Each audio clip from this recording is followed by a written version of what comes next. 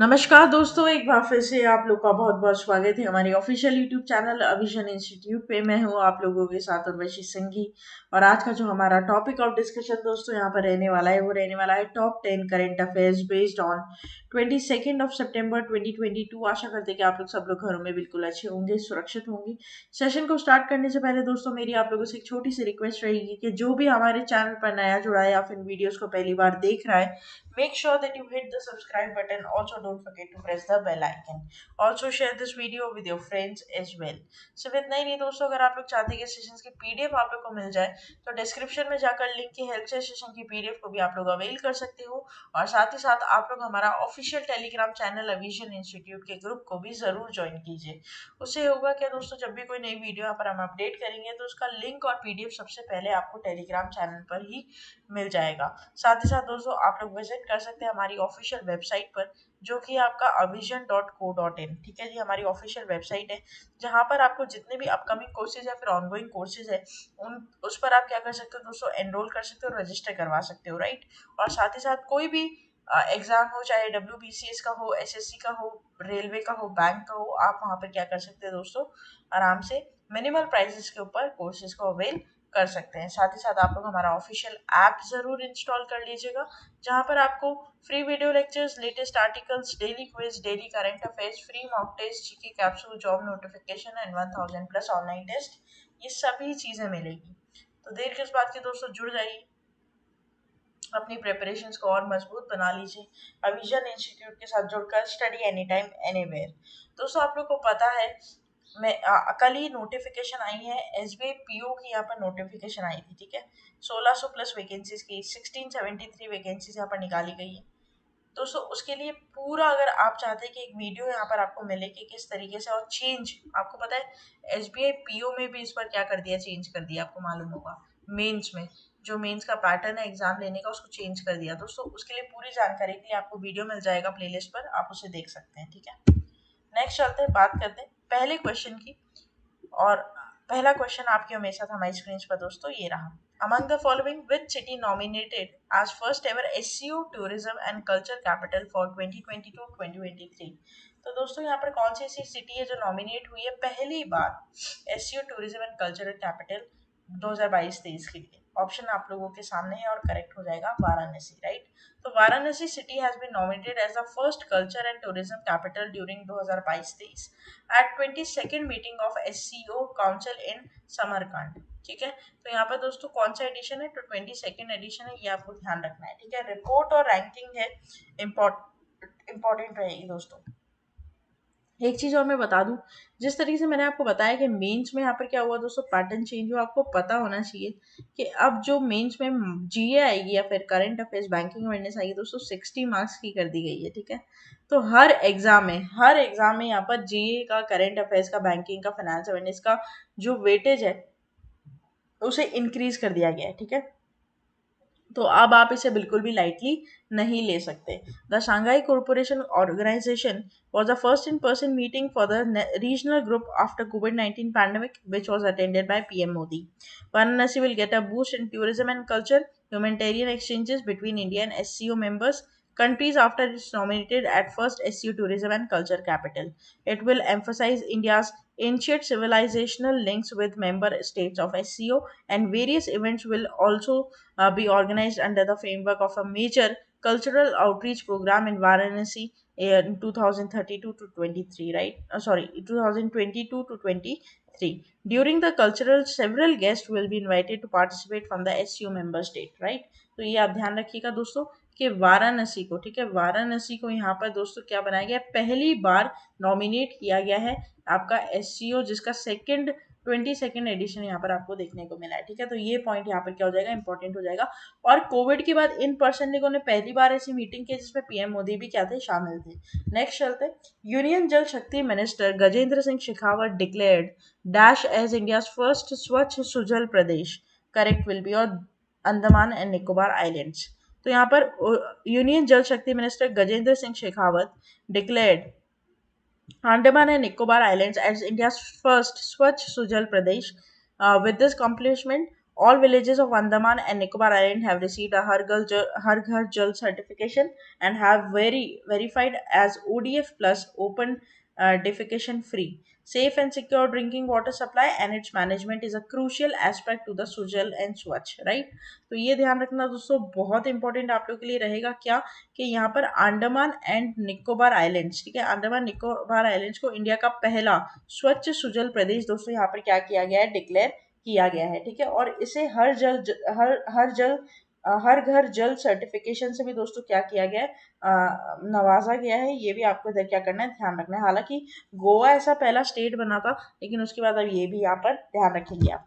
Next चलते हैं, what is the theme of international week of deaf people 2022। दोस्तों यहाँ पर international week of deaf people की थीम आपको बतानी है क्या है, ठीक है। तो ऑप्शन आप लोगों के सामने और करेक्ट हो जाएगा, building inclusive communities for all, right.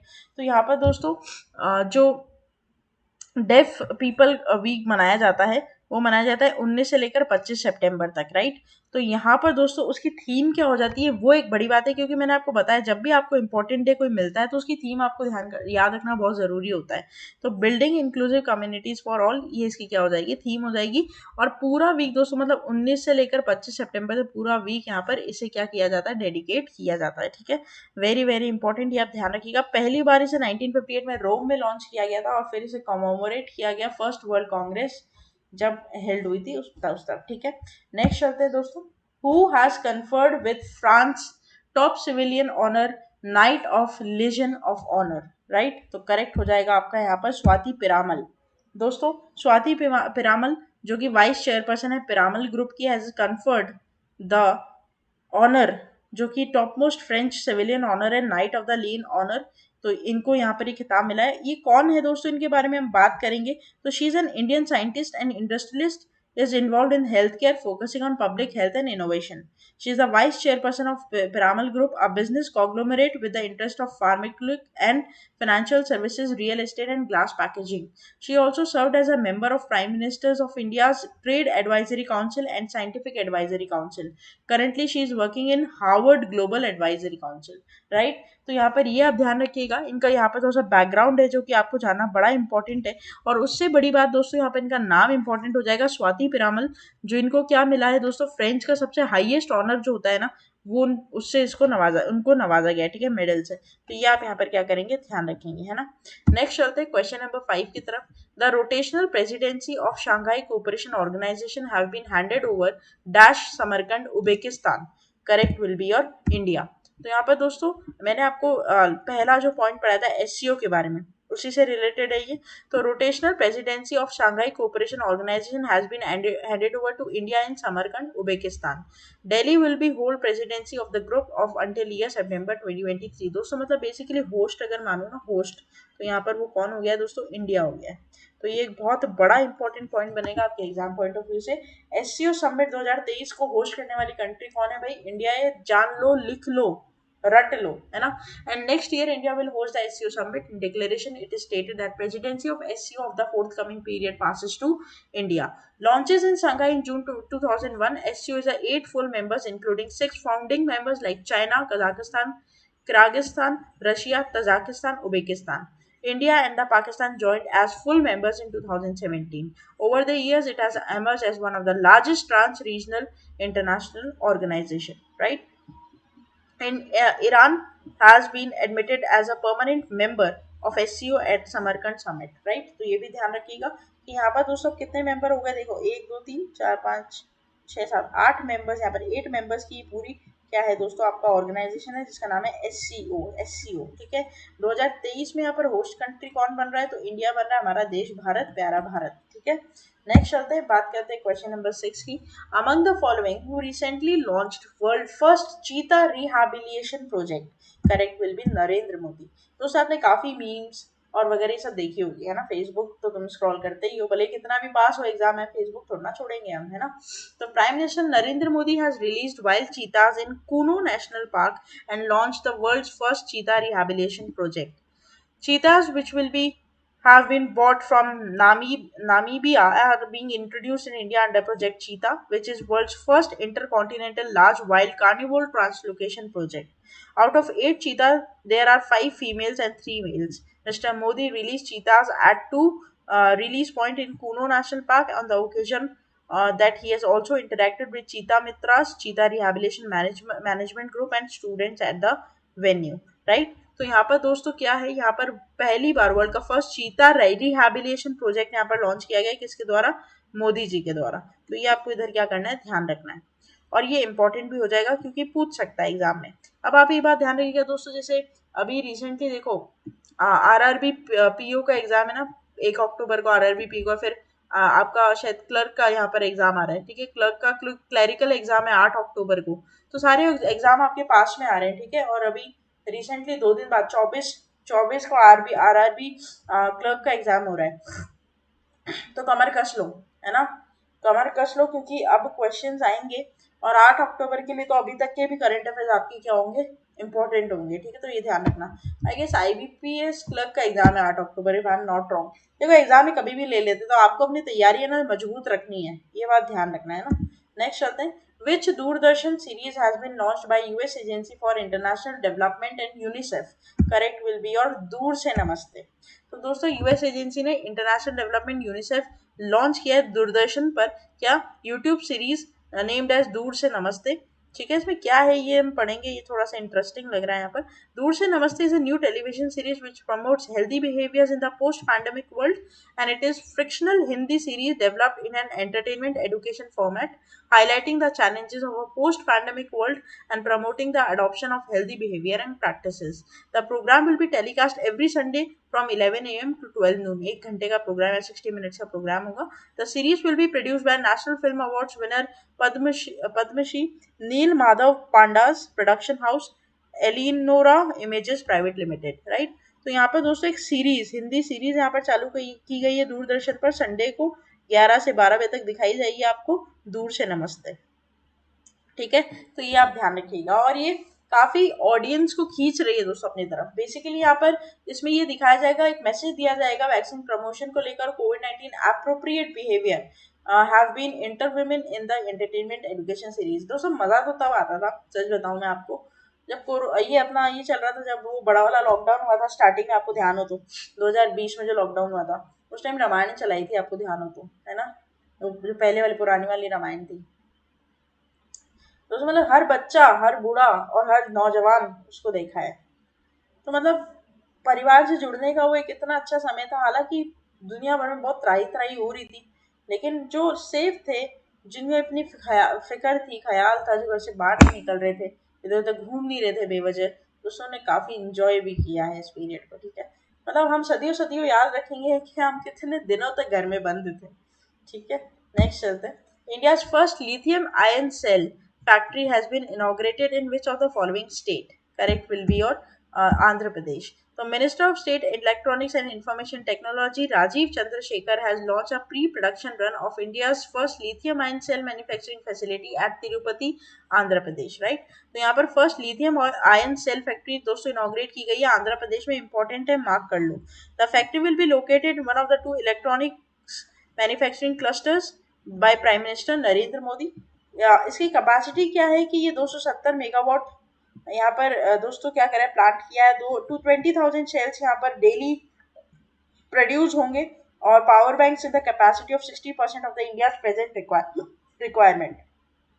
Currently, India imports complete requirement of lithium ion from China, South Korea, Vietnam and Hong Kong. तो यहाँ पर आत्मनिर्भर है ना, कहीं ना कहीं आत्मनिर्भर भारत का संदेश है दोस्तों यहाँ पर, कि हम अपना खुद क्या करेंगे, प्रोड्यूस करेंगे क्या, लिथियम आयन सेल।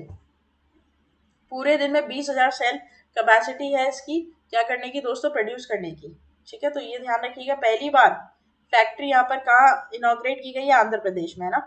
नेक्स्ट चलते हैं। Dash is set to get its first multiplex, ये बड़ा इंटरेस्टिंग है दोस्तों, ये हो जाएगा आपका कश्मीर में। कश्मीर के श्रीनगर में पहली बार मल्टीप्लेक्स यहाँ पर, पहली बार तो नहीं, काफी टाइम बाद मल्टीप्लेक्स यहाँ पर चालू किया गया है दोस्तों। किसके द्वारा? जम्मू कश्मीर के लेफ्टिनेंट गवर्नर मनोज सिन्हा द्वारा। 520 पीपल की कैपेसिटी होगी, 3 movie theatres INOX design multiplex यहाँ पर किए गए हैं, ठीक है। There will be a food court in the property to promote regional cuisine. Lobbies were Kashmiri wood that Kathamban. ये आपको दिया जाएगा आर्ट एंड डिजाइन मतलब पूरा कश्मीरी लुक उसको वहां पर दिया जाएगा थिएटर्स को.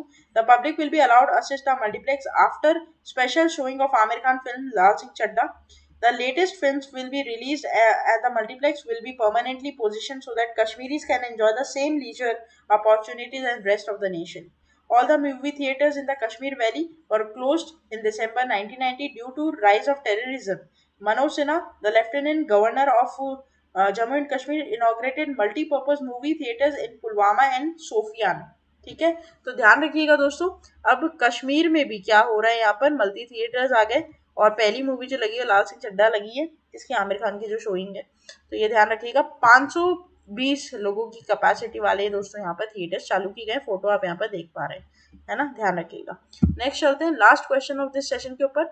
विच of the following state launched CM the हेसी web portal to address public grievances? Correct will be your Manipur.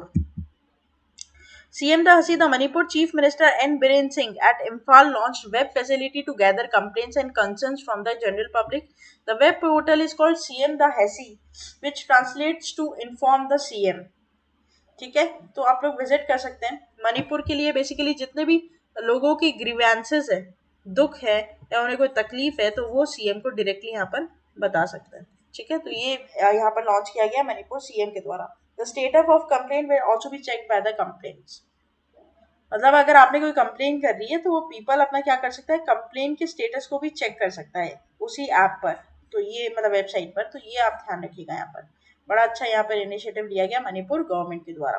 दोस्तों ये था हमारा पूरा टॉप 10 करंट अफेयर्स का सेशन. आशा करते हैं सेशन अच्छा लगा होगा आपको. अच्छा लगा है तो लाइक करना मत भूलिएगा. चैनल को तुरंत ही सब्सक्राइब कर लीजिए. साथ ही साथ बेल आइकन को जरूर प्रेस कर दीजिएगा. शेयर करिएगा दोस्तों ज़्यादा से ज़्यादा अपने फ्रेंड्स के साथ, रिलेटिव्स के साथ, ताकि सबको इसका बेनिफिट हो सके, रीच हमारी बढ़ सके और सबकी क्या हो सके दोस्तों, हेल्प हो सके. ठीक है, ये ध्यान रखिएगा. तब तक के लिए आप लोग बने रहिए हमारे साथ. Thank you so much and have a nice day.